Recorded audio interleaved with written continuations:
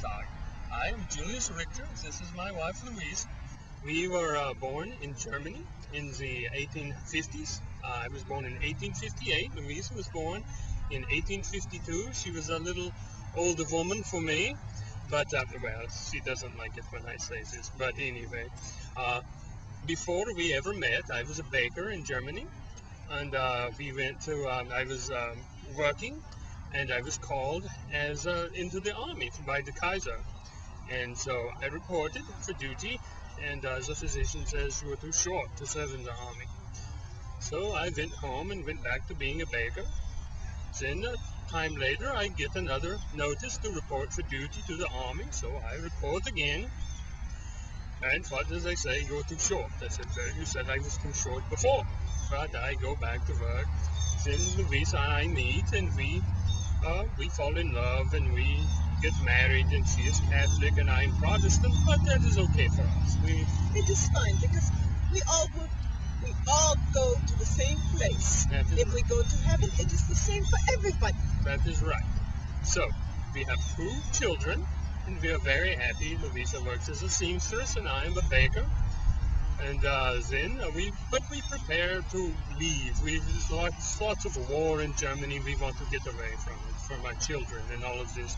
So we decide we will leave, but we have to wait a little bit. The youngest child is too young to travel across on the ocean. So we have to wait a little bit, but in this meantime, I get a third notice. So, well, we know how the bureaucrats are, right? Government. So it says that, of course, now I have a wife and children, they will draft me this time, even though I haven't gotten 1 centimeter taller than the last 2 times. Well, so we decide to speed up our plans a little bit. The baby still can't go, but I can stow away on a ship. I stowed away on a cattle ship, and I came to the United States. I came to New York City, where Louise's uncle lived. His name is Louis. And he helped me out there and helped me find a job, and while I wait for my wife and the children to come over once the youngest child gets old enough.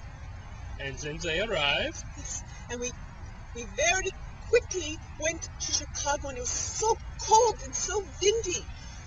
I hated it. Yes, it was we didn't like the winters in Chicago. Oh. We had worked there as a baker and a seamstress, but it was very cold. Far colder than it was in Germany, far colder. So we hear about the place in Alabama called Coleman. Colonel Coleman had founded a German town, and he was getting Germans to come and populate there, and he said, it's much warmer, and they tell us we can be farmers, and we can put in 2 crops. So they said, well, we will try this for a living and see how this works out. Well, we move down to Alabama, we come to Coleman, and Louise's uncle, Louis, he helps us set up. He gives us some money to help us buy the farm. He was a very nice man, very good man. He was very helpful to us, and we bought the land and we started farming. This was about 1883. Now we are here in farming for all this time. Over time, we want more land to farm, so the boys and I are out. About 1900, we're out cutting some trees to clear off a little extra of our land. Well, at this time, I had an accident. I was cutting a tree, a piece of wood stuck into my leg, and I got the blood poisoning, and well, I passed away. I died, and I was only like 41 years old. I left Louisa with over 7 children. It was very sad. Our family was very sad, and the days grew very long. We stayed on the farm in the house. Our oldest son came back from Decatur to help raise the children. All of our sons and our daughters found suitable wives and husbands. Our son William stayed on the farm, and I lived with him and his wife until I died in 1938 at the age of 88.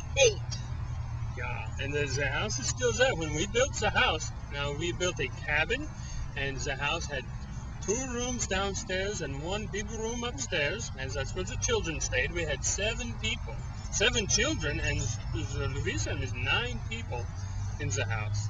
And we were very happy in the house, but over time, when William married, he and his wife Annie, they built some extra space onto the house, and when Louisa was there living with them, and they made the house a little bigger. The house is still there.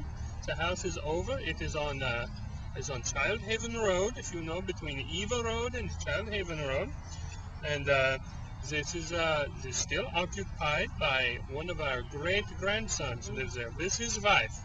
Very kooky people. But they are family, so we have to be very proud of them anyway. And Tell them about Otto, well, our youngest son Otto, he was a painter, and Otto, you may know him. He started a business. He's named O.F. Richter and Sons. So many people in Coleman know Otto. And we're very proud of him. We're proud of all of our children. And we very, very much are. And there was something that you used to say to the grandchildren. What did you used to say? I told our children and our grandchildren that if you are good to each other and you are good people, you will have a good life. At least better than we had in Germany. That is right. So thank you very much for coming. Thank you for listening. Auf Wiedersehen.